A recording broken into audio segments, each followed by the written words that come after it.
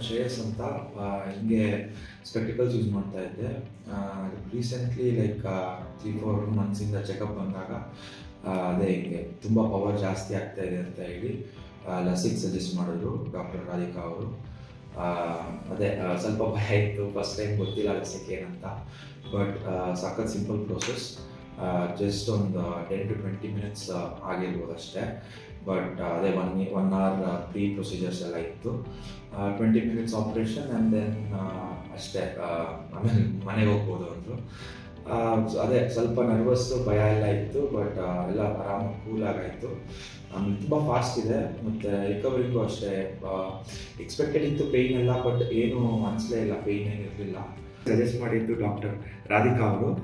Actually ನನಗೆ ಸ್ವಲ್ಪ hesitation ಇತ್ತು, ಬಟ್ ಅವರು ಚೆನ್ನಾಗಿ ಎಕ್ಸ್ಪ್ಲೇನ್ ಮಾಡಿ ಯಾವ ಥರ ಮಾಡಿದ್ರೆ ಒಳ್ಳೆಯದು. ಅದರಲ್ಲೂ 2 types ಇದೆ, ಎಪಿಲಸಿಕ್, ಲಸಿಕ್ ಅಂತ. ಸೊ ನನಗೆ ಯಾವ್ದು ಸೂಟ್ ಆಗುತ್ತೆ ಅಂತ ಅವರೇ ಸಜೆಸ್ಟ್ ಮಾಡಿ ಚೆನ್ನಾಗಿ ಮಾಡಿಕೊಟ್ರು. ನಾನು ಆ್ಯಕ್ಚುಲಿ ಸ್ಪೋರ್ಟ್ಸ್ ಪರ್ಸನ್, ಈ ಥರ ಜಿಮ್ಮು ಅದೆಲ್ಲ ಮಾಡ್ತಾ ಇರ್ತೀನಿ. ಸೊ ಗ್ಲಾಸಸ್ಸಿಂದ ತುಂಬ ಅದೇ ಸ್ವೆಟ್ ಎಲ್ಲ ಬರೋದು. ಆಮೇಲೆ ಸ್ವಿಮ್ಮಿಂಗ್ ಹೋದಾಗ ಅಷ್ಟೊಂದು ಕ್ಲಿಯರ್ ವಿಷನ್ ಇರಲಿಲ್ಲ. ಸೊ ಗ್ಲಾಸಸ್ ತುಂಬ ಪ್ರಾಬ್ಲಮ್ ಆಗ್ತಿತ್ತು. ಬಟ್ ಲಸಿಕ್ ಆದಮೇಲೆ ಲೈಕ್ ಎಲ್ಲ ಆರಾಮಾಗಿ ಮಾಡ್ಕೋಬೋದು. ಆಮೇಲೆ ನನ್ನ ಫ್ರೆಂಡ್ಸ್ಗೂ ಮತ್ತು ಫ್ಯಾಮಿಲಿಗೆ ಎಲ್ಲರಿಗೂ ಸಜೆಸ್ಟ್ ಮಾಡ್ತೀನಿ ಲಸಿಕ್ ಮಾಡಿಸ್ಕೊಳಕ್ಕೆ. ಬಿಕಾಸ್ ಅದೇ ಸ್ಪೆಕ್ಸ್ ಇರಲ್ಲ, ಇನ್ನು ಒಂಥರ ಆರಾಮಾಗಿ ಫ್ರೀಡಮ್ ಇರುತ್ತೆ ಫಾರ್ ಸೈಟ್. ಸೊ ನಾನು ಎಲ್ಲರಿಗೂ ಸಜೆಸ್ಟ್ ಮಾಡ್ತೀನಿ ಲಸಿಕ್.